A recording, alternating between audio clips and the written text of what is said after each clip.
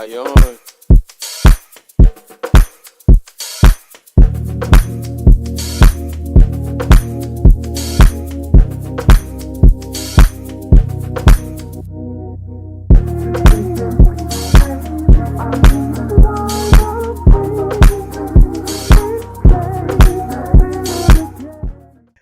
Hello.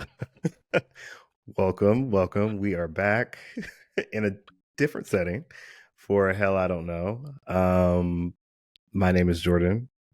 We have Nickie, we have Darrell, and we are here today to discuss what everyone's been talking about since Friday, and all throughout the weekend. Beyonce, Act 2. Whoa!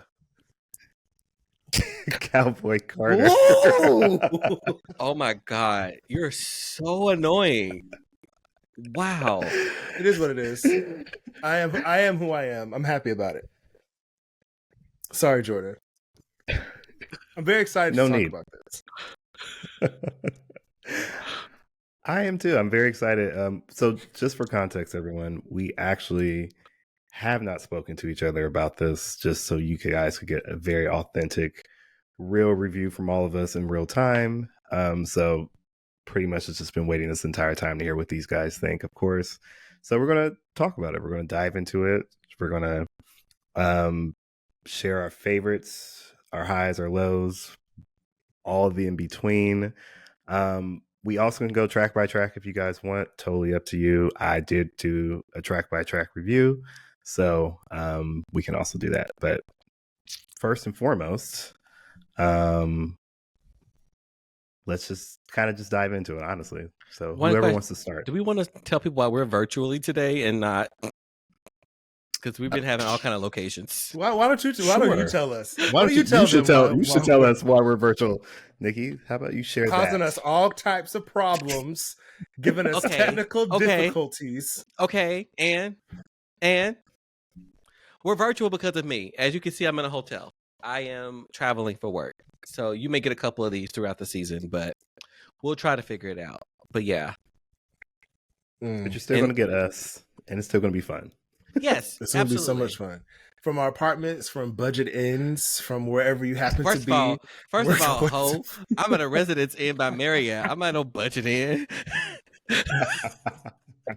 It was very much looking like a budget inn. Very much a Marriott. Okay. Very much a Marriott. And I'm proud of you. Go ahead. All right.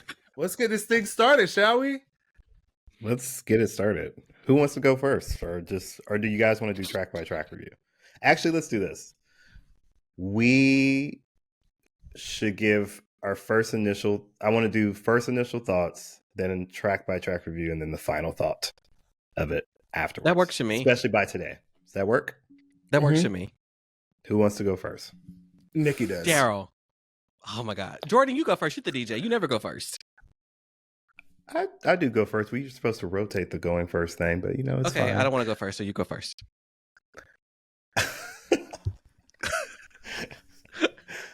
Okay. Well, if we're going off, so starting with the first one. First initial, when midnight happened, I hit play, played it from top to bottom. After I got done, I had a lot of question marks. It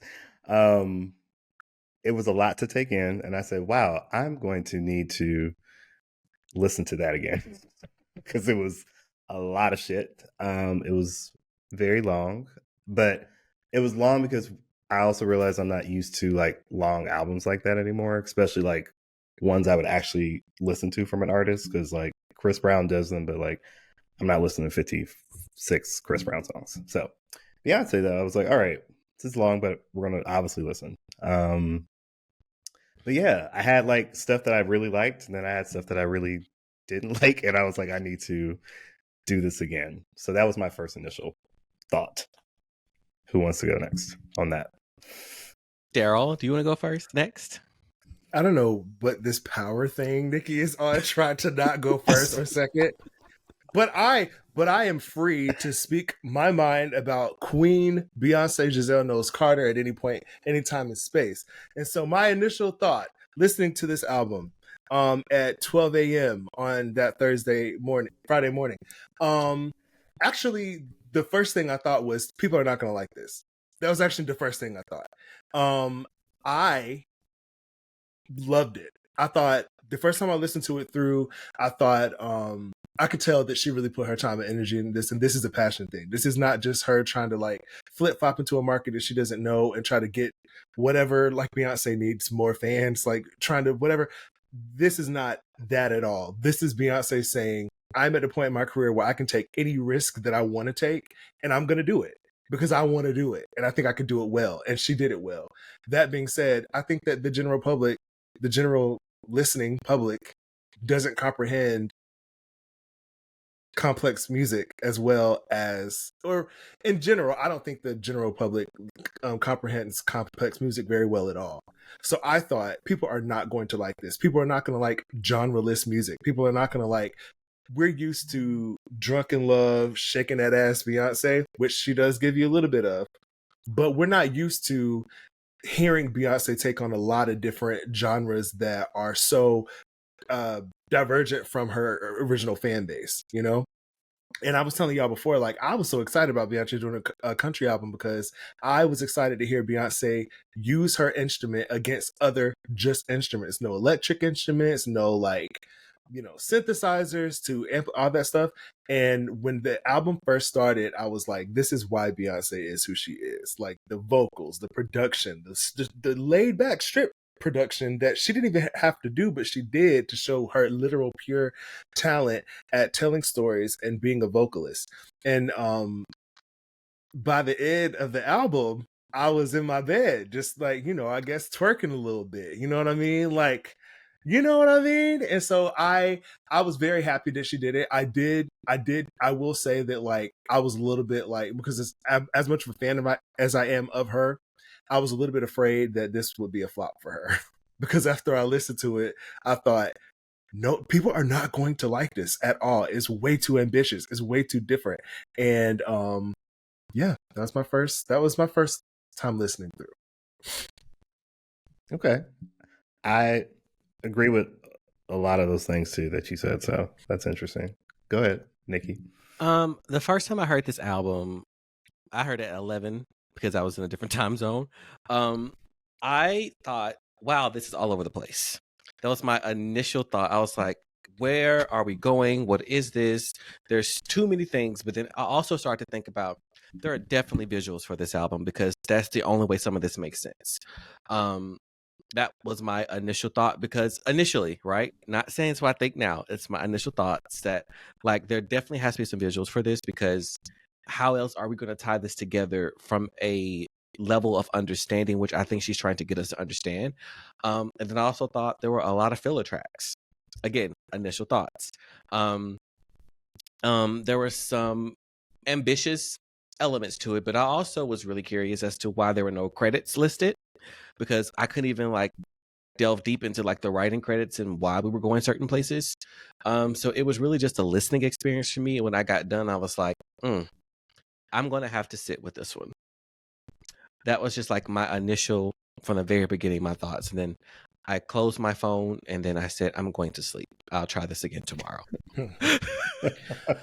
Well, it's actually, no, it's interesting that you said that it was all over the place and that visuals was the way that it was going to make sense. Before I say that, I do want to say, I've heard a lot of people talk about this whole like no credits were listed on the thing, but the same exact thing happened for Renaissance. When the album first was released, there were no credits there originally. They just went from song to song, and then later on they added the credits there. So I don't think that's like a intentional thing. I think that's just like it needs to get to streaming, and then they add all the information after it's already there. But there were no credits on her website either. I know, but also I think that's for Beyonce. That's like releasing music, get that stuff later. I do think that was intentional, because like she did the same thing for Renaissance. If it's like a release that you know people are waiting for, you're not putting all the credits and everything right there, just in case anything gets leaked and then people know who's on the album, like who was writing, whatever. So I think that's what it was. I don't think she's trying to hide any credits from anyone. Yeah. Okay. I also want to say, Yeah. oh, Jordan, you were about to say something before I started talking.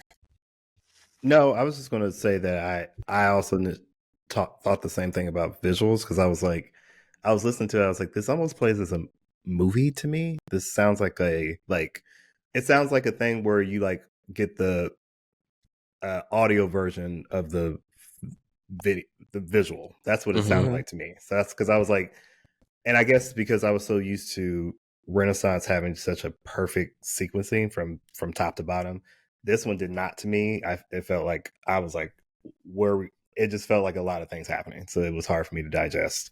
And I had I had to restructure it later on so I could like hear it the way I needed to hear it. But that was just me. I know for some people they thought it made sense. It just didn't make sense to me. The order of songs, but I'll get into that when we do the track by track. That's so interesting. I actually thought it made perfect sense. Am I tripping? I thought Initially, initially I thought genre wise it's all over the place, but from a storytelling standpoint and what she's doing, I thought it made perfect sense. I thought it was very cohesive. I actually thought it was one of the first like really successful concept albums that she's done. I mean, Lemonade is obviously the most successful. But honestly, I did think it was a better concept album than Renaissance was, if I'm being frank. Like, I could tell what she was doing. I could tell from the very first listen, I thought,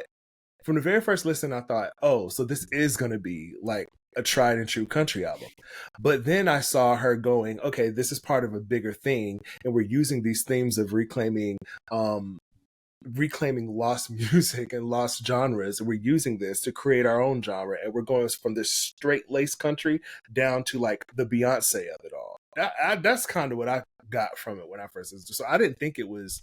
I thought the genre was all over the place, but I didn't think it was. I didn't think it didn't make sense in the order that it was, and yeah.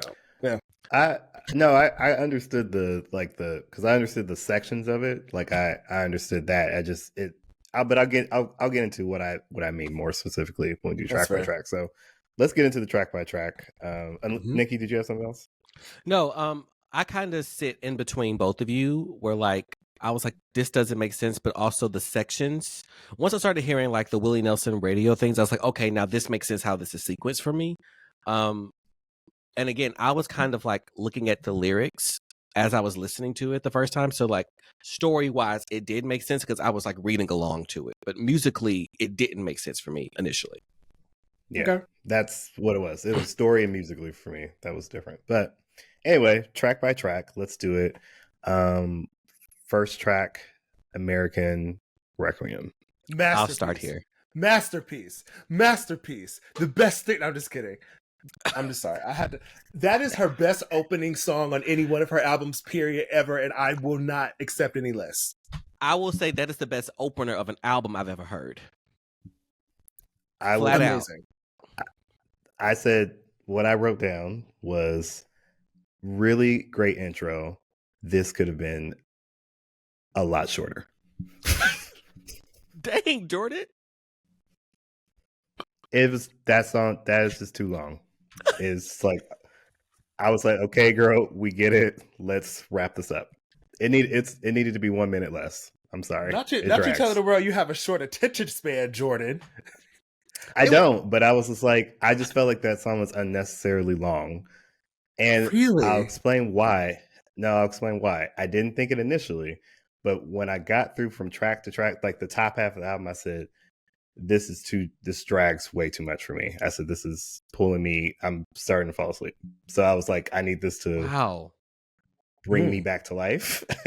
And I was like, and it's the track placement for me of these songs. So that of the music was like going like this. And I was like, okay. It's like beautiful vocals, beautiful, amazing intro. All the thing I could think of when I heard American Requiem was, I just want to hear this live, and this sounds like an opening for a concert, and this would be great for that.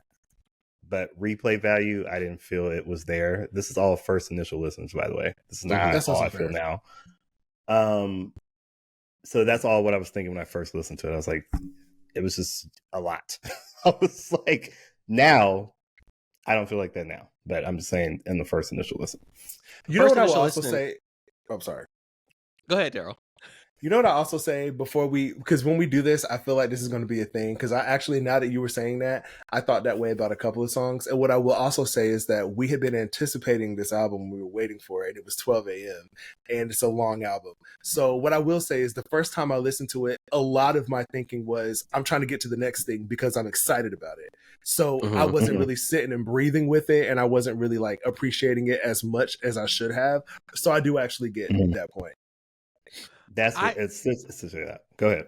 Yeah, I didn't think it was long initially because like my brain registered that like this is an overture as like an opening to a situation, and the different sonic elements that was happening throughout the song kept me interested, as well as like the storytelling. So I did, because like my initial thoughts were, they are kind of all over the place now that I'm reading them, but it was like I wrote like Tina Turner, Aretha, 1960s country rock. Background vocals are like top tier. She's in soprano, which Beyonce don't go that high ever again. So there was so much for me to take in that like I don't think I paid attention to the length of that first song because I was like listening to like it was like an orgasm in my ear, honestly. An orgasm of the ear. And again, to say now how I feel, but that's at the end. Sorry. So this is all like track by track. So okay, Blackbird. I'll start off with that, and because mine's very quick and to the point. Blackbird pissed me off. Jordan, why? Because I didn't understand adding them at the last minute like that and just slapping them on there. I felt like that was, I feel like they could have done more in the song. I hated that they had a verse and it was all Beyonce, and I was like, okay. I was listening. I was like, is she treating them like Destiny's Child and just putting them in the background and we can't hear them? Or because I was just very confused on the first listen. I was like, because I think, but the problem was all their names and I had an expectation. That's what the issue was. Later, I was like, okay, let me listen to this without that expectation now in my head, because I'm thinking I'm going to hear all their beautiful voices like all throughout the song. And I just feel like I only heard like that much. Yeah, I think each one of them had a line, right? Like one line. I thought the last verse was just that one girl, and then they were doing the background vocals. The rest of them were doing the background vocals for her. I want to look that up because to me, I hear different textures in voices. So I think I'm hearing different people sing, but again, I could be wrong. I thought Blackbird was like fine. Fun fact, I sang that in college, so that's where I learned this song from. So when I heard it, I was like, oh, this is like nostalgia for a sense. And I think that's like, but knowing the history of Blackbird and then having so many singers on it, it immediately made sense to me why like she put 4 or 5 people on there, because I kind of thought about like, you know how when you're at like an open mic and then people are passing the microphone around the audience, and she's just hitting all these black girls in this genre. Like my brain said, oh, this is what this is. So I wasn't bothered by like the one, they're not having much, but like again, it is a Beyonce song. So I also think that like on that, I actually think the placement of them in the last verse was super intentional, because from a storytelling standpoint, I get that this is Beyonce's song and this is Beyonce's project. And what she is doing is introducing us to new people. She's giving these people their flowers. And with that song in particular, it's literally like she did this work and she's passing it on to them to continue, like to allow them to have more space in this area. And so for them to be on the last verse, but all together, to me, made it the symbolism was, it's the tail end of what Beyonce is doing, but it's opening up something new for them.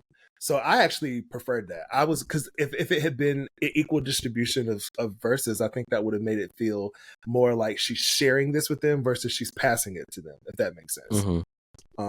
So yeah, I totally understand that now.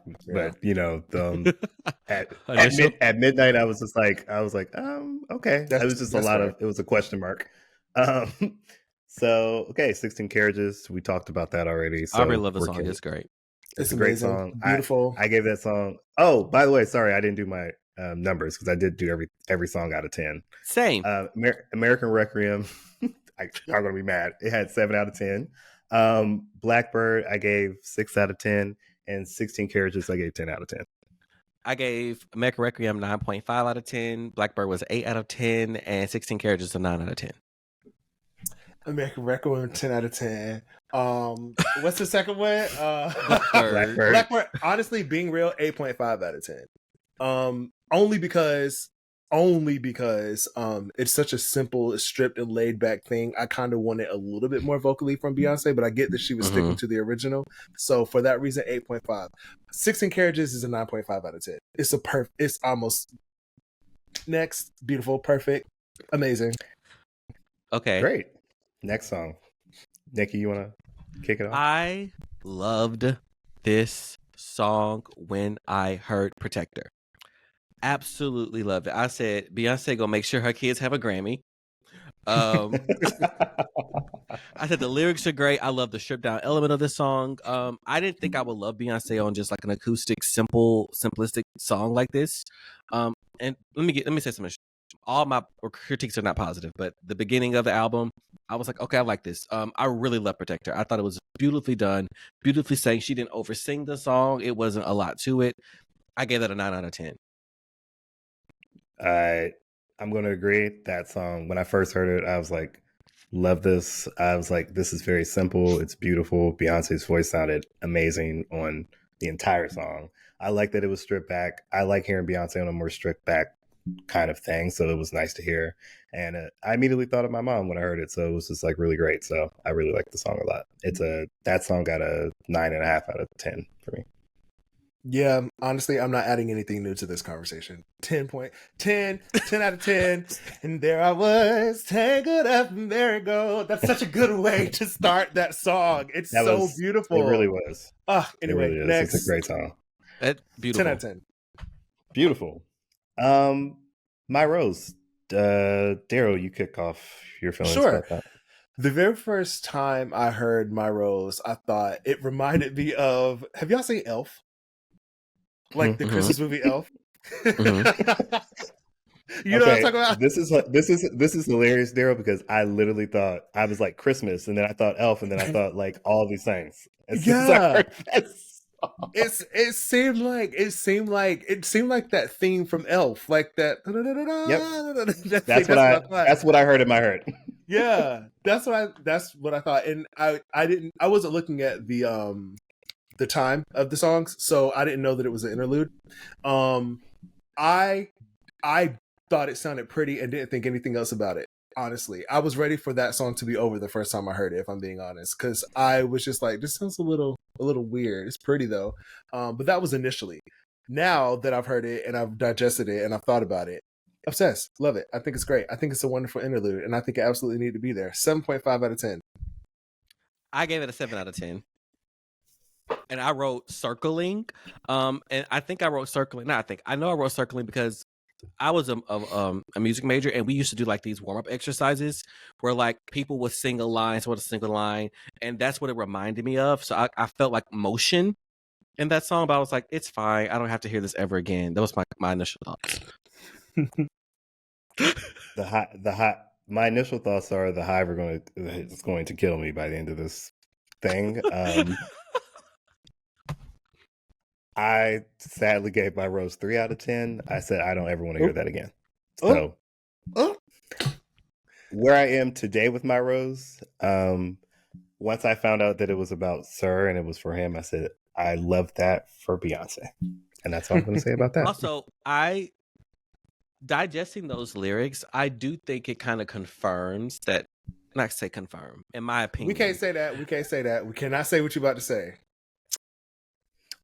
Oh, Nickie. We can't say that. Okay. We can't say that. That's fair. Okay, I won't say it, but we're not going to say that. We're not going to do that. We're not going to say it, but like, read the lyrics. I do also think that 7.5 originally, and honestly, that's not the lowest that I gave a song on this album. I just want to be clear. Me neither. 7.5 is not the lowest.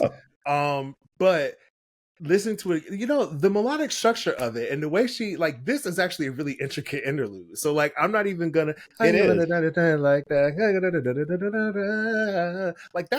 That's really good for an interlude. So I hear what you're talking about. It just felt weird hearing it at 12:30 at night.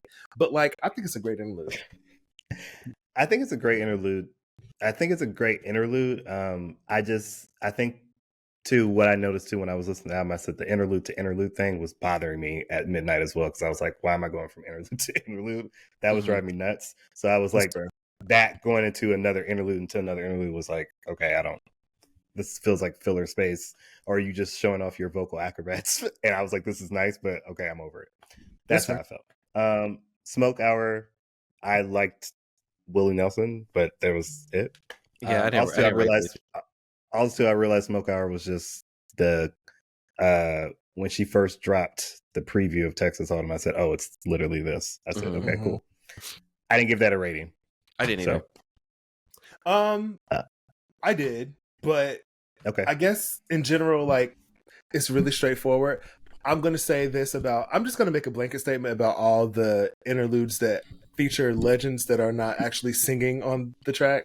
Willie Nelson, Dolly, Leonard Martell. I think the inclusion of Willie Nelson, specifically what he is saying, is very important to this album, because she's basically using him as a device. She's using him to say, this is who you respect in country music. This is the person that you look up to. This is, in your eyes, what country music is. And this man is saying that I belong in this space. And he's saying it in his way. So I gave it a 7. I think it's brilliant. I think it's great to introduce Willie Nelson in that iconic voice as like a radio DJ or like a radio jockey or whatever they call that. And to have him basically echo Beyonce's thoughts so that they can be received in a way that the audience that doesn't accept her would be able to receive it. Brilliant. 7. I agree with that. I like that too. I like the Texas old school elements added. I like the old school elements added into that Smoke Hour. Like the harken back places, so that was my only comment.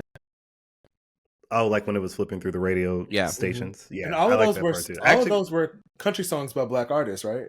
Yep. Chuck Berry, which I really liked. I liked the intro. I actually thought an interlude. I thought that was the interlude I didn't mind, because I was like, it's telling a story kind of thing. So, now let's see, Texas Hold'em. We've talked about it, but do you want to share any additional thoughts? My thoughts are the same. Nickie, you hate that song. You still don't like that song. I still don't like Texas Hold'em. It's like, I gave it a 7 out of 10. It's fine. It's fine. I mean, I'd give it an 8. I gave it an 8. I gave it 8 out of 10. I think it was a very smart first single choice, especially when you hear the album, you're like, okay, totally get it. So I gave it 8 out of 10. I also think that, like, Texas, my opinion about Texas Hold'em is that, like, Texas Hold'em was never meant for Beyonce did not mean Texas Hold'em to be an iconic award-winning song. It was supposed to serve as an introduction to a new era that she's going into and what to expect. Because it's honestly, Texas Hold'em is the most authentically country song on this album. It's actually the only one that I would say classic, like, category, other than Jolene. Like, I would say that Texas Hold'em is the only one that's categorically country. And so I think what she was doing by doing that was like letting us know, like, I'm doing country my way. And for that, I think it was brilliant. I also think it's catchy as hell. That's why it's number 1. It's a catchy song. Super catchy. And it's like, it does exactly what pop music is supposed to do. So 8. I agree. 8 out of 10 for me too. Okay.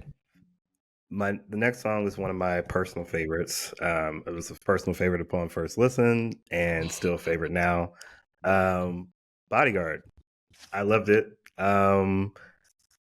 It felt very much like a Fleetwood Mac type of song, which I really liked. So I feel like immediately when I heard it, I thought of Fleetwood Mac Dreams, and I was like, and that's one of my favorite songs. So I was like, I love this.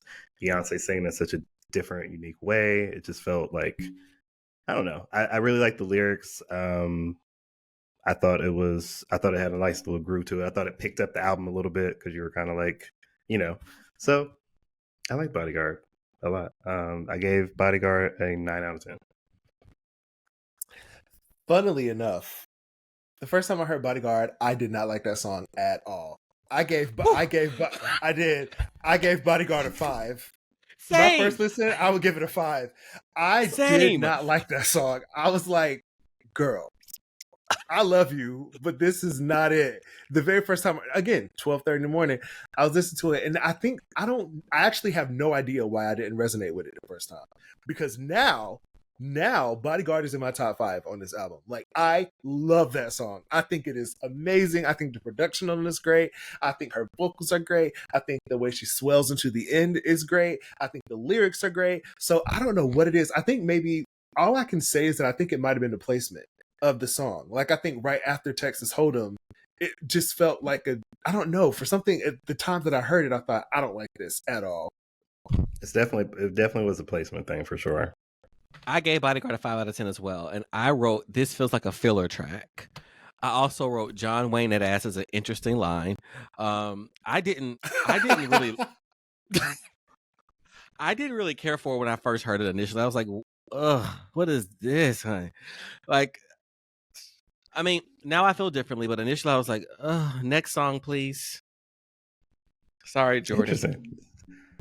Hey, well, no, I feel it's just funny because we had the opposite experience. That's what's fun about these. And I figured I didn't know because I was listening. I was like, I don't know what these guys are gonna like. Honestly, I was like, I kind of had a feeling you guys would like the top half more than me, but I was like, we'll see. Dolly P. I'm just gonna combine Dolly P. and Jolene together. I loved the little intro. I thought it was really cute. Honey Bee and all that stuff like that. I think Beyonce did a nice job with her Jolene version. It didn't move me a lot, but I was like, I liked it. I thought it was fun. I personally liked when Miley Cyrus did it more, but I liked Beyonce's version too. I like Jolene. So I gave it a 9 out of 10, and I think I gave it a 9 out of 10 too. I like that she pushed the tempo a little bit, so it's a little bit faster than Dolly's. Also, I like the lyric changes, and what I really enjoyed is that she gave it a bridge, and I think that's why I like it more than Miley's and Dolly's version, is because like it takes the song somewhere else, in my opinion, and it like also modernizes a little bit. But yeah, so I actually thought Jolene was pretty good for my initial listen. I just like Miley's voice on it better, but I like Beyonce's take in her version. Like, I love that she did the bridge too. I love that. That was great. I mean, I'm gonna say that. So before, when I found out she was on the album, I was talking to my friend Brooke, and I was hearing that Dolly Parton was saying she wanted Beyonce to do Jolene, and then I think she confirmed that Beyonce did record it. And I initially thought, I do not want Beyonce to sing Jolene. One, I love the song. I love Dolly Parton. I think she's great. But I was like, there's so many covers of that song. I don't see how Beyonce adding another version of that doesn't feel tacky and like she's just grabbing a country's, because Beyonce don't even do covers like that. So I'm like, if Beyonce's doing a cover, it doesn't need to be one of the most obviously, one of the country songs that everyone knows. You know what I mean? I thought that was lazy of her. And I thought that even when they announced the track list, I thought, damn it, I'm about to hear Beyonce sing Jolene, and it's not going to be as good as half of the covers that, you know, I've heard. I 100% ate my words. I fucking love that song. I am obsessed with the lyric change. I think the lyric change is brilliant. I know a lot of people argue about that, but here's the thing, it's 2024. I don't want to hear a woman singing about begging a woman to not leave her man. That's ridiculous. I feel like she brought that song into 2024, and I'm so glad she included Dolly Parton, because again, it was her saying, don't say shit to me about this song. Dolly Parton herself is happy about it. And I think that the bridge was so smart of her to do, because without that bridge, honestly, you know, Fight Your Mama, but that song is very repetitive without the bridge. And what I will say, vocally, I do prefer Miley Cyrus's version, but that's just because Miley Cyrus's voice is better equipped for this type of music than Beyonce's is. And I think Miley Cyrus is an incredible vocalist, but I prefer her vocally. But the lyrics and this version of Jolene is definitely going to be in my top 3 now. Like, Miley, Beyonce, and Dolly, top 3. Definitely. I gave it an 8.5 out of 10. I also would say that it's more realistic for a black woman to be saying what Beyonce said compared to what was originally written. Like, I don't see a black woman being like, please don't take my man. Like, that's, I don't know a single black woman who would do that. Fun fact, originally, I don't think the song was actually about a woman. I think it was supposed to be about her partner and his drug addiction. And well, so I she researched was that, and that's not true. Oh, it's not? Oh. No. So Jolene was actually a little girl that she met at a tour, and she loved her name and was like, I'm going to write a song with your name called Jolene. the story for her husband was going to the bank, and there was a bank teller who was interested in her husband. So she combined those two thoughts together. Oh, that's dope. But don't be begging. Yeah. I mean, back in the day, it's great, but I get that. I really don't like the discourse around Beyonce being allowed to record this and change the lyrics. I really don't like it. I think that Dolly Parton wrote that song. Dolly Parton wrote that song and has more than given Beyonce stamp of approval. The Dolly stamp of approval for this. So I don't really think there needs to be much discourse about whether or not what she did was okay or not. I mean, Dolly Parton, it would be one thing if she just said, yeah, you can do it. It's another thing for her to completely go out of her way to co-sign this version of it. So I think that they just stop fucking talking about it. The people being racist. That's what it is. It's just being racist. I agree. All right, let's move on. I agree. Yeah. Daughter. Who wants to start? Anybody want to go first with that one? I'll go. I loved Daughter when I first heard it. So the classical boy in me really loved Daughter. And when I heard Cardio Mio Ben, I was like, not Beyonce with Italian aria. Well, sorry, art songs, not an aria. In the middle of the song, it was haunting. I found it to be incredibly unique. I thought the background vocals were great. I really enjoyed Daughter. I think I said I love the Spanish influence on the track. I thought it was a perfect track after Jolene. I also thought it made it feel more cinematic in the whole element of the album. So I gave it an 8 out of 10. But the first time I heard that song, I didn't like it. 6 out of 10. The reason, and honestly, there's a song on here that's lower. Y'all gonna be so surprised when I tell y'all this song is lower. I have a song that's low as well. When I heard Daughter, I thought it does sound cinematic, but I actually thought the opera singing in the middle was hella cheesy. I was like, ew, why are you doing this? I get you're trying to, like, at that point she hadn't flipped genres yet, so it felt weird and cheesy. And me as a person, I don't love murder ballads. I think that they're unnecessarily gruesome. That being said, now I think Daughter is one of the best songs on the album. It's not one of my favorite songs on the album, but I actually think Daughter, in terms of like lyrical content, the musicality, I love the interpolation of that aria, the song. Now, art song. I love that now. I love it now. So originally it was a 6 out of 10, but now I'm honestly gonna give that a 9.5. I think it is one of the best combinations of what Beyonce was trying to do with this album. Jordan? And right after Jolene was great too. So go ahead. The positives. I loved it after Jolene. The lyrics are great and very cinematic. I thought the song sounded like I feel like I was watching a movie when I was listening to the song, which I like that. The opera singing, I wanted to jump out the window when that happened. And I said I never want to hear that again. But I thought this is pretty. Yeah. Violence. 5 out of 10 when I first listened to it. Now I would agree with you, Darrell, that I feel like, although I'm never going to listen to that song because I don't know when I'm ever going to be thinking about wanting to listen to that, or unless I'm going to plot murder on someone, I think I'm just going to skip that one. But I agree with you, Darrell. I think it's like, if I think about like actual like songwriting and storytelling and all that stuff like that, yes, it's very great for that.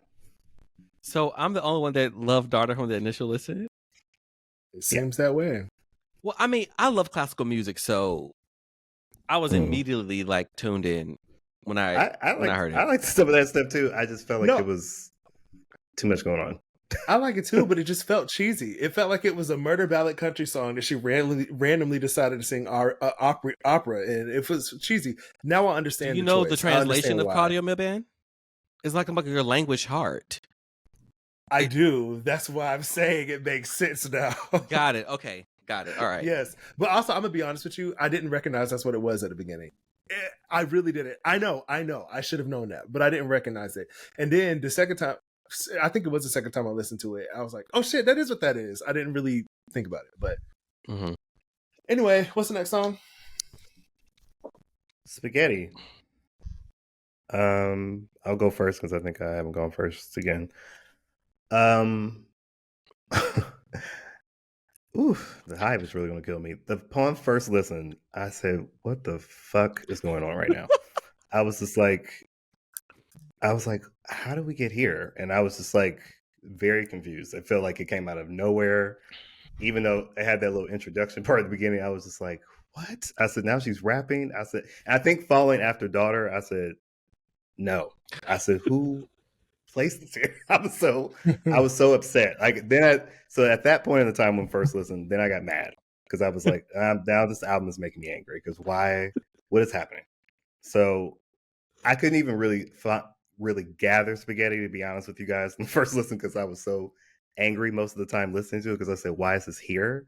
That I didn't catch like what she was saying or anything like that. Now, today, after taking some time with it, I still don't like the placement of it, by the way. But the song, I liked the content of what she was like, what she's saying in the song. I like the genre being a funny thing and all that stuff like that. I thought that was great. Um, yeah, I'm still not fully used to Beyonce rapping, but I'll. I liked the attempt. I'm sorry, not the attempt. I liked her execution of it. I liked her. Uh, um, I I like that she tried something with that. I just don't understand why that was there where it is after daughter. That really just bothered me, and it still does. Yeah, I don't understand the place of spaghetti either. To this day, I like the song though. I was like, this is an interesting departure. That's a little what I wrote, but I liked the song initially. But it was like a 7.5 out of 10. But I still think it's placed interestingly. I hear the same score. So this is the one. Spaghetti is a song that I rated the lowest of this whole album. I hated that song when I first heard it. I was like, what am I listening to? And also, I thought it's such a strong departure. And it's just so weird. I ranked it a 3 because I didn't know what it was and it made no sense to me. Now, going back, listen to it, understanding the album as a concept and its thematic quality, I love it. I think it's placed perfectly.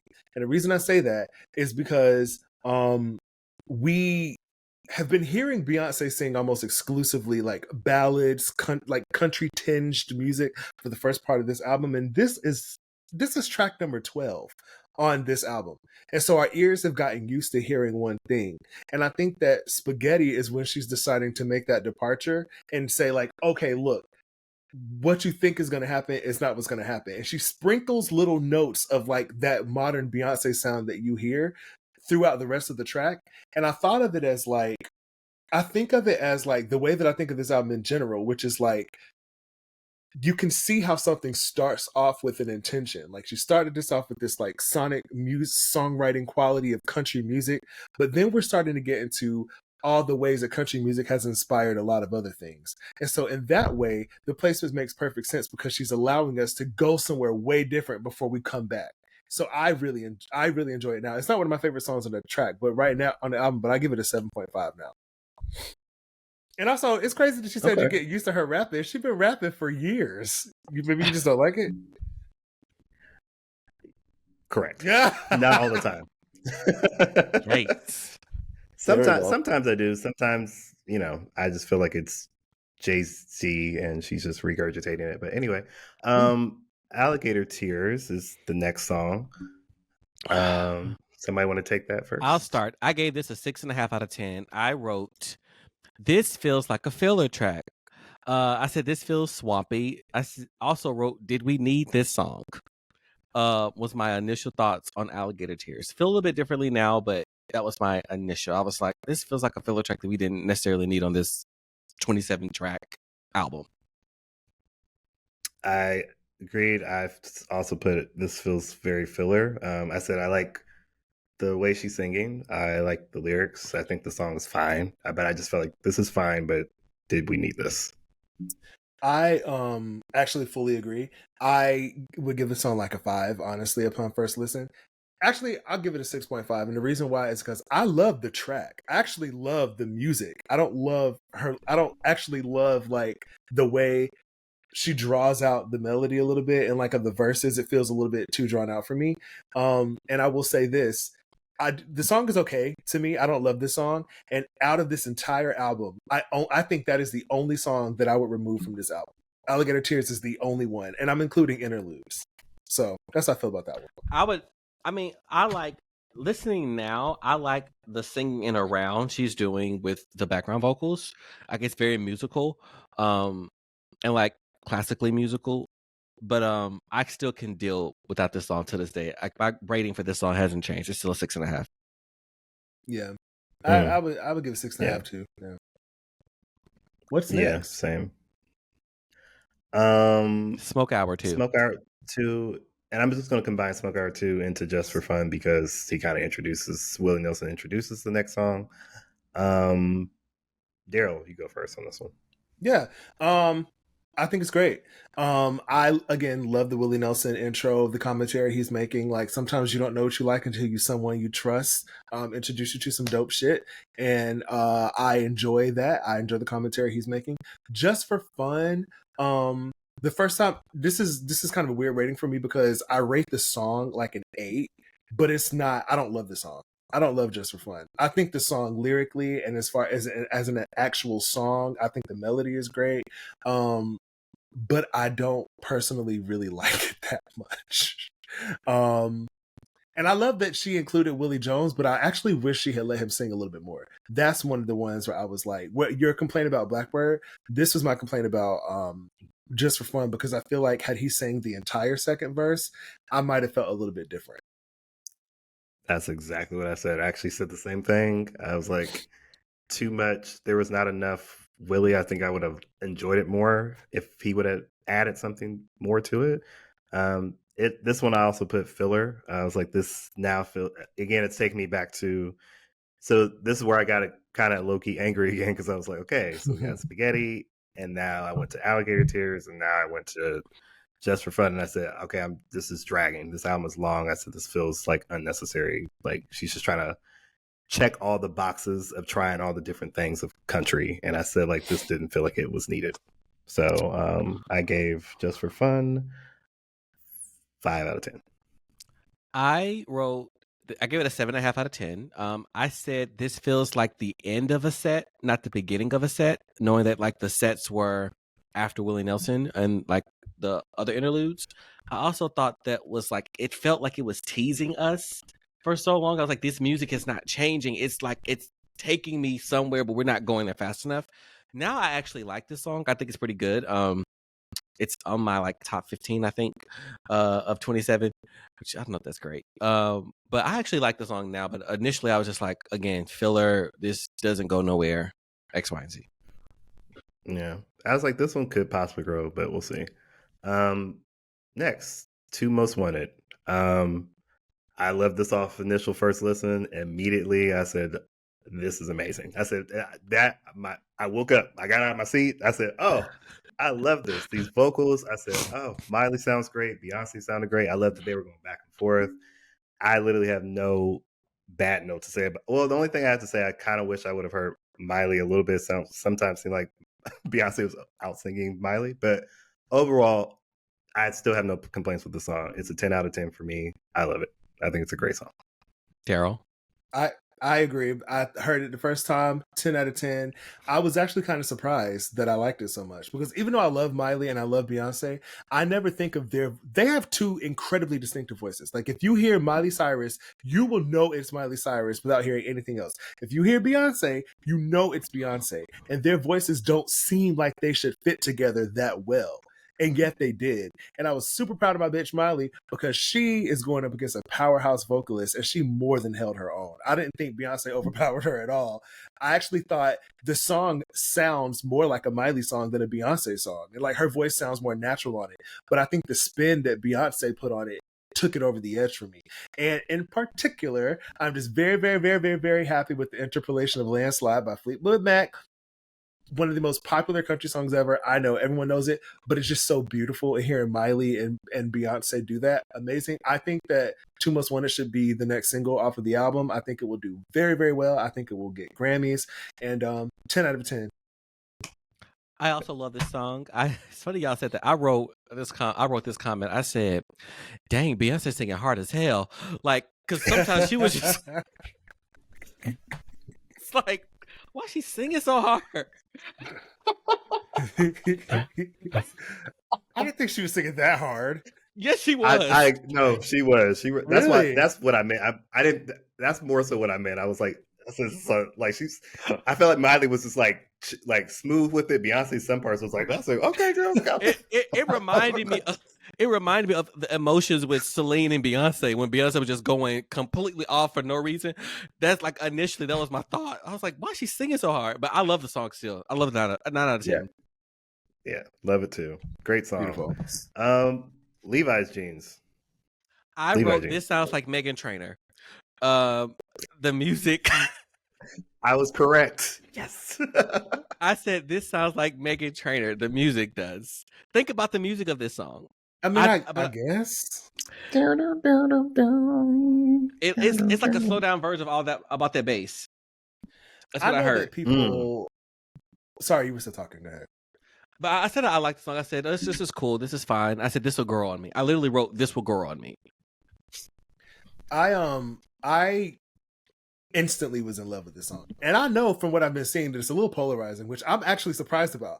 I thought Levi's Jeans would be like one of the most popular songs on the album. I think that the inclusion of Post Malone is brilliant. I loved how he sounded on that song. People do not like this song. I know. That surprises me. It's shocking to me. I love the song. Like, I think it is like, I don't know. Like, I think it's a great groove. I think it's a simple song. It's like a simple song about Beyonce knowing she looks good and what she's going to do to her man in it. And Post Malone offers a very nice male perspective of the song. And I think they sound good together. And Post Malone is like I don't want to say underrated because I don't think he's underrated, but like, I don't think he sounds amazing on everything. But like, Post Malone is a pretty dope artist.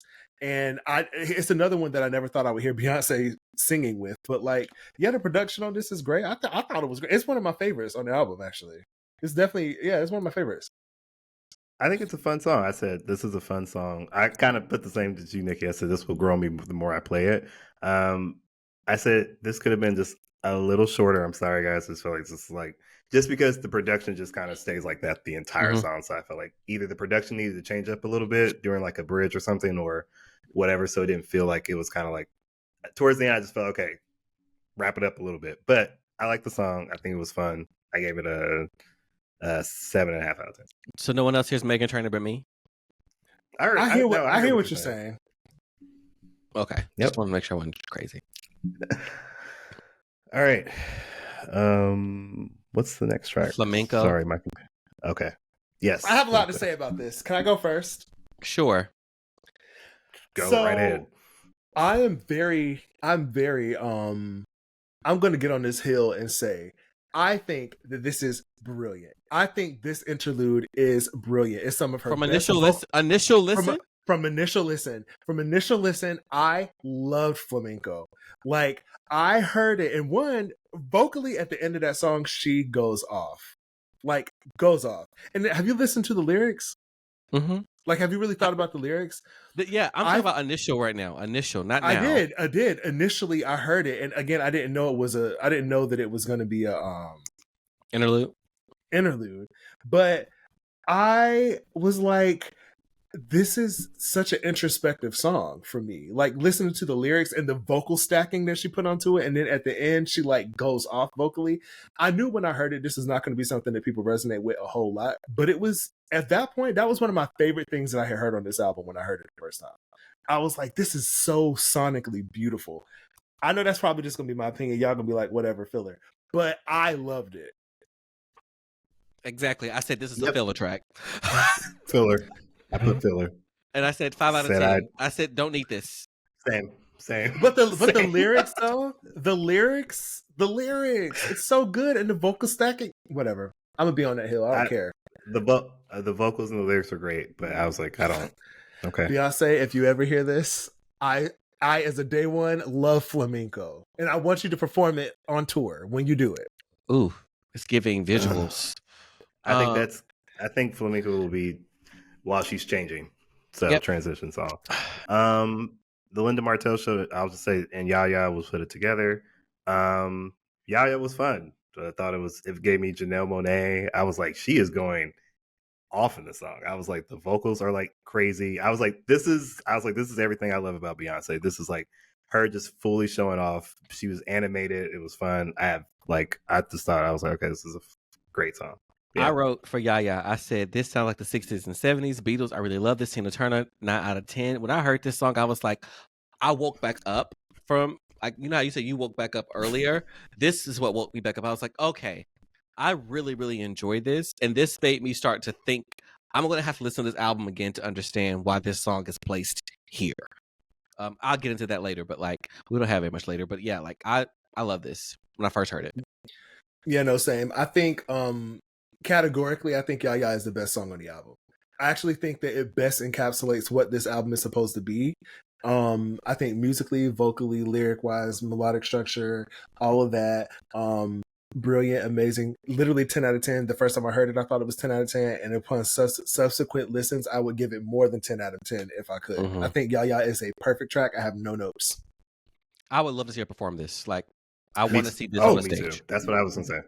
One thing I will say, I don't want to get away from the Linda Martell show. That interlude I loved as well because y'all know who Linda Martell is. Mm-hmm. Yes, correct. Yes, I love that it was like paying homage to that experience for her at the Grand Ole Opry. I thought that was beautiful because now it's Linda Martell introducing Beyonce. When I think Linda Martell might be the only woman who's ever been able to be introduced at the Grand Ole Opry, right? The only black woman. Am I wrong about that? I know she was the first one.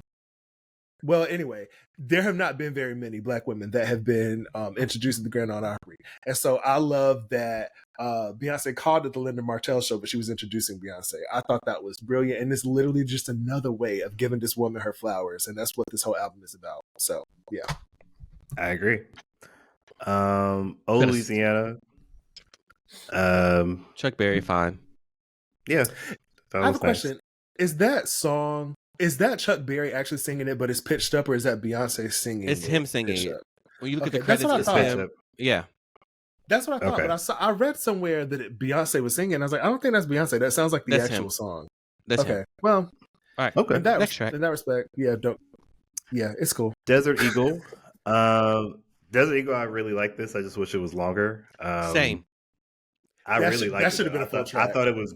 I said, this is groovy as fuck. It gave me Thundercat vibes. I said, this shit is fire. I was like, Desert Eagle pissed me off because I was like, I want more of this, more of this, more of this. So it felt like I was getting excited. Yaya took me up. This took me up. But then it was like, I just wish it was longer. Yeah, That's said this reminded me of Jalen and Josie because the funk bass. I really enjoyed this song. I wish it was longer too. I also think that same, wish it was longer. Amazing. I also think that I was very impressed with the fact that she, the way she's using these, because that type of bass sound gives very much funk. It doesn't give modern music, but the bass on top of the way she sang it and the lyrics and the structure of the song sounds very modern. And so I like how she was able to put those two things together. I feel like that could have been on another Beyonce album and it would have fit right on in. So yeah, 9 out of 10. Love it. Yep. Same for me. Riverdance. I gave this a 4 out of 10 when I first heard it. I literally wrote in my notes, this song is annoying. Do we need this? I said, is Pharrell a producer on this? Because I am over it. I hated this song when I first heard it. I think he is. Wait. I don't think he's on Sweet Honey Bucket. He's not on this. But I said, oh, this is horrible. Horrible. Those are my initial thoughts. I said this is way too repetitive and too long to be this repetitive. I said this should have been 2 minutes if she was going to keep saying bounce on that over and over. I said, all right, wrap this up. And then when she did the running through the river, I said, okay, enough. So I was like, I had enough. The first time I know everybody, and it's crazy because everybody loves the song, and I'm just kind of like, okay, sorry, go ahead. Well, no, here's what I'll say. The first time I heard it, it was like a 5 out of 10. I thought You should have switched up and made Desert Eagle longer and this shorter. It was way too repetitive, and I thought this is not great. My opinion has since changed very much. But I also think upon first listen, it's also important to note that we have been listening to this album for like an hour at this point. And it's a 5-minute song that feels repetitive. So anything that she did that felt repetitive, I wasn't going to love, to be honest, at that point. My feelings about it are very different now. It's one of my favorite songs on the album now. I feel like I say that about a lot, but I get the hype. I fucking love this song now. Yeah, I don't know where I'm at with this song now. I think I still feel like I want it to be shorter, but I get it. I'll definitely add it to some DJ sets, so I'll do something cool with it. Two Hands to Heaven was perfection for me. I loved it upon first listen. I have no notes for this outside that I was like, I loved when it changed into like more of an R&B song. I will say that I was like, I don't understand how this song fits on this album at all, but I love the song. That's what I said. I was like, great song. Felt like this could have been on self-titled. It could have been on even Renaissance a little bit. I just felt like it was. But then when I realized that this was supposed to come before Renaissance, I was like, oh, okay, that's it. I see what's going on. So it made sense then. But the first initial listen, I was confused, but I love the song. This song took me a minute to get through because the transition from Riverdance was still the beginning. I was like, I still hate this. But I also wrote, why is this song 5 minutes and 41 seconds? But the back end of the song, I was like, this sounds like old school B. So I liked it towards the back end. So I gave it an 8 out of 10. But the beginning of it, I was annoyed. I will say the first time I heard this, I wasn't a huge fan because I thought it sounded too much like Renaissance. I thought that like this is a song that could have been actually, now that I'm thinking about it, Riverdance and Two Hands to Heaven I think could have also been on Renaissance, but since then I've changed my mind since knowing that this before. I firmly, we'll talk about that later, but now as a song on its own, I'm obsessed. When I first heard it, I gave it a 7. I'd say it's a 9 now. I love that song. I think it's great. I think it's classic Beyonce, and I think that's what we expect from her, to be honest. Mm-hmm. Okay, is it Tyrant? Tyrant. Can I just say? I think it was fun. I liked the song. I was like, oh, this is her. Now I was like, now this is like the Old Town Road of the album to me. Mm-hmm. Like I was like, this is what this gives me. Like play on words, using cowboy terms, all those things. I said, fun song. The beat was nice. I was like, this is good. The album, I still feel like though I was like, I'm lost with the album on first listen. I was like, where's it going? But I was like, I like this, but I was like, this is going in so many directions now. So yeah. The first time I heard this song, so it starts off with that like one by one, and I love that. And I thought, oh, this is so pretty. But when that beat dropped, when I tell you, I actually literally got up out of my bed and started dancing. I was obsessed. Like my opinion has not changed.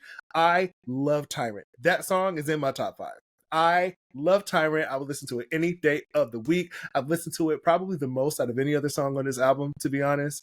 Obsessed. Love it. Think it's great. I think it sounds like, the second part of it sounds like something that Beyonce would have released before, to be honest. But I think starting it off the way she started with that country-esque interlude and bringing that into the song, I thought that was great. 10 out of 10 when I heard it first and now. Nice. Yeah, whoa. Tyrant was fun. And now Sweet Honey Buckin'. This song I wrote, this is an Ice Spice beat. For the beginning. I knew that was on.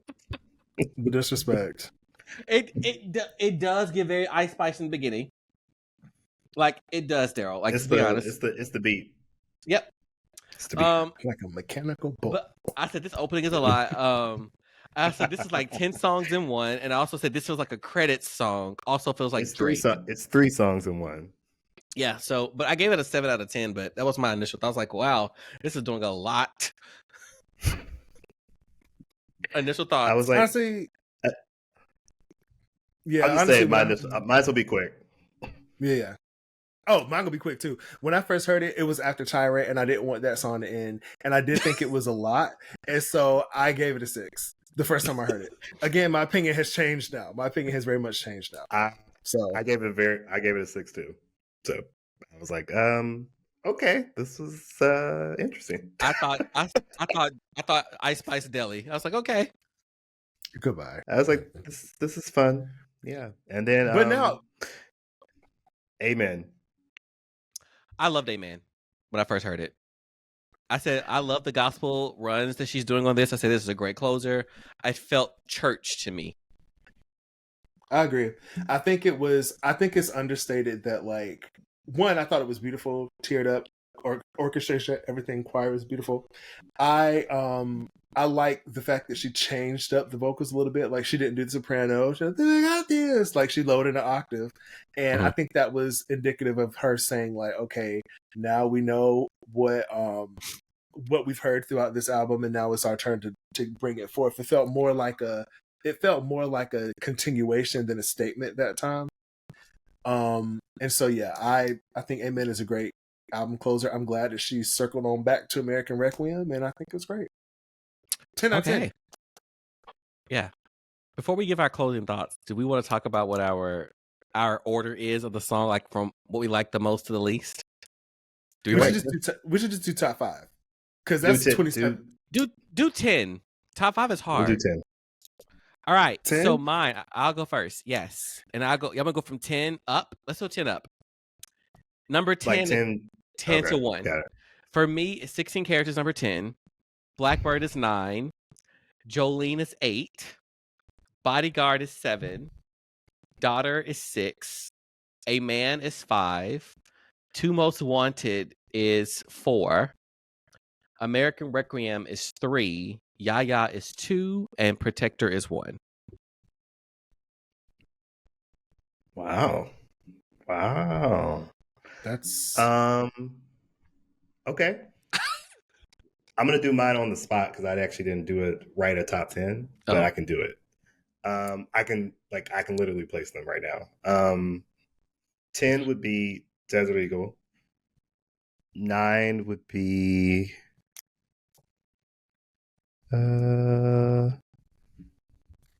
Tyrant. 8 would be 16 Carriages. 7 would be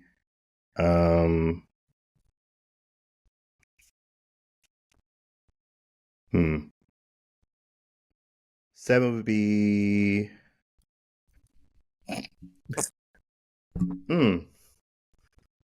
Do you not have 10? I might not. Oh, okay. If I were to do this, 7 would be Jolene. Ooh, this is wrong. Actually, no. I'm gonna just do top 5. My 5 favorite songs are I Need More Time. My 5 favorite songs are Two Most Wanted,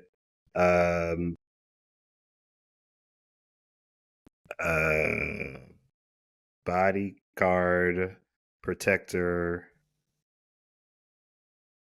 Two Hands to Heaven, and Yaya. Yeah. Okay. Go, Darrell.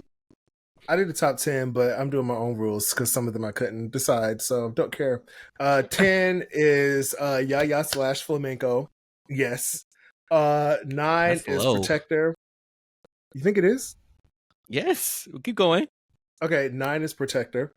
8 is Daughter / Levi's Jeans. 7 is Jolene. 6 is 16 Carriages. 5 is Riverdance. 4 is Bodyguard. 3 is Tyrant. 2 is American Requiem, and 1 is Two Most Wanted. Got it. I really like that song. I think it's great. I do too. Okay, me too. Real quick, before we go, can we talk about now what we feel like a summation of where we are with the album? Mm-hmm. I don't want to go first. I went first last time. I think you should go first. Jordan, you go because you have the most polarizing thoughts. I went first. I kicked off this whole thing. Fine. Where I am now with it, I'm in a much better place with it than I was night 1. So I will say that it's grown on me. But I've said this. I think I said this in the episode of us talking about our predictions, her music always has to grow on me. I hardly ever like Beyonce's music on the first initial listen, and I will say I actually like that about Beyonce. I like that Beyonce challenges me. I like that she gives me something to have to play again, so that way I have to think about it a little bit more and not just have this like easy listen. I like that she gives you something more than just the norm. So I'm in a much better place with it.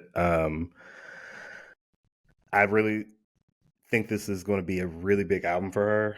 It already is. I'm seeing how it's doing, but I really think that I see like really big things happening with this for her. She has really big songs. I also too feel like she really has a good chance. I haven't heard Taylor's album yet, but she has a very, very, very good chance this time of probably getting album of the year. That's just my very early prediction, but we'll see. Me or Darrell? You pick Jordan. Darrell.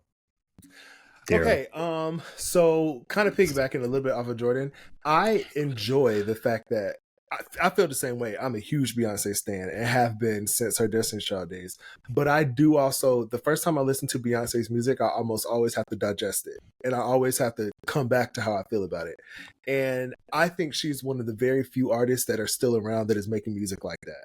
Everyone seems to be so concerned about making a hit, making a song that everyone's going to like, making a popular song on Billboard. I love the fact that Beyonce is making passion music that represents more than just capital gain. And with Cowboy Carter, I've listened to this album probably minimum 11 times all the way through since it has come out. And I will maintain that I actually think this is Beyonce's best work by far. I think that the songwriting is impeccable, the production, her vocals are on another level. I love the stripped back, laid back bareness of a lot of the songs. I think a lot of the things that Beyonce was getting criticism for, she rectifies on this album. A lot of people say that her music is lazy and the lyrics aren't great. Not on this album. A lot of people say she only makes dance, booty shaking music. Not on this album. A lot of people say she doesn't make any storytelling music. Not on this album, which I don't agree with any of those, by the way, but people have that criticism of her. And I also think, like, beyond just loving the music, I love the fact that this woman is decades into her career and is continuing to expand and evolve, and she's not afraid to go push herself into an arena where she hasn't been incredibly successful before. In fact, an arena that she knows it could be a huge fail for her. And I think that the fact that she also what this album has done for the culture in general, like this whole cycle, this Renaissance and Cowboy Carter and whatever is next cycle, has just filled me with so much joy, because I see Black people being put in spaces that we just didn't feel like we belonged in anymore. And we see Beyonce elevating all of these voices through her music. And I think Cowboy Carter is the most sophisticated record that she's ever released. I don't actually think she'll win Album of the Year. I actually think the opposite. I think she's probably definitely not going to win, but I actually think it doesn't matter anymore. I think none of those awards matter anymore. I think the Grammys probably are really mad at her, specifically considering that they called her out before and they just want to humble her. I think the Grammys want to humble Beyonce, and her releasing an album of this magnitude. This album is like critically acclaimed. Like, I was looking to see like how critics thought about it, and they seem to be enjoying it more than Renaissance, to be honest. And I think that to the Grammy voters, that's even worse. It's even worse that she keeps getting better, and I think they're gonna ignore her again. But the reality is, it doesn't matter, because she's already shaped culture. There's no other artist that has been able to come out with an album that has been able to have this much of a cultural shift. So, best work, Beyonce. I'm looking forward to see what she does for Act 3. I wrote something, but I'm not gonna read it because it's long. But anyway, I am gonna give you the highlights. I actually says after listening to this, I actually think this is Beyonce's best work and her best album. And I think because Beyonce actually, when you really digest this album from a history standpoint, an American history standpoint, a Black history standpoint, and a music history standpoint, this is like an academic level album. Once you actually sit down and break down all the parts. So my initial listen, I didn't do that. My initial listen, I was listening for which song am I going to like? Am I going to like this album? But listening to it from going back and say, wait a minute, these lyrics are doing something different. This understanding that country music started with blues and gospel, and then there's all these offshoots, soft rock, and all these other elements, and that's how she incorporated all of that into the album, made me appreciate it that much more, just because, like I said, it seems like history sitting in a modern day album, and just connecting like the last line of like some of the last lines in Amen, where she talks about we have to purify our ancestors' sins, and thinking like, wait a minute, being a Black American, your ancestors are also white people, because your ancestors are enslavers, so you have to purify those sins, and knowing that blood and bones built this country, and that is a symbolism with the flag being cut off. It just made everything so much more smart to me in this album, which is why I actually say now, after multiple listens, still some filler tracks, Alligator Tears, I still think it's her best work yet, because haven't heard an academic history album in my entire life, and I say that she gave it to us with this one. I do also want to agree. say that I a lot of discourse that I've seen online about it was the structure of how the album was like laid out, and I do think now that we know that she was supposed to release it before Renaissance, low-key, I kind of wish that is what had happened, but I'm glad we got Renaissance first, because we needed it at the time it came out. But if I would have heard this album, every song from, I would say, like Ya Ya on, feels like it's bleeding into Renaissance. It feels like it's taking you on a journey sonically through genres of music that lead us into Renaissance. And I would have loved to have had Renaissance be released second, and hear the last part of that album into Renaissance as like a whole piece. I think that would have been like one of the most iconic things that I've ever heard. That being said, it doesn't take away from the amazingness of this album. I think she specifically structured the album like that. I think she went hardcore country at first, and we're delving into this journey that I'm about to take you all on. And I think that she might try to do some recall to Renaissance for her third album, and then whatever the theme is going to be, end it with a different genre towards the end. I think it's brilliant. I agree. All right, Jordan, want to wrap us up? Yeah, I was just gonna say really quick, I agree as well with you said. I kind of wish that this would have came first before Renaissance, just because of the flow. But I realized too, thinking about Renaissance and thinking about All Up in Your Mind and stuff, and I was like, I think she was giving little tidbits like what's coming next with that. And now that I'm hearing this, I was kind of connected the dots. So, but anyway, great job, Beyonce. We are here. Support us, listen. And you guys have a great night. Thank you. All right, bye guys.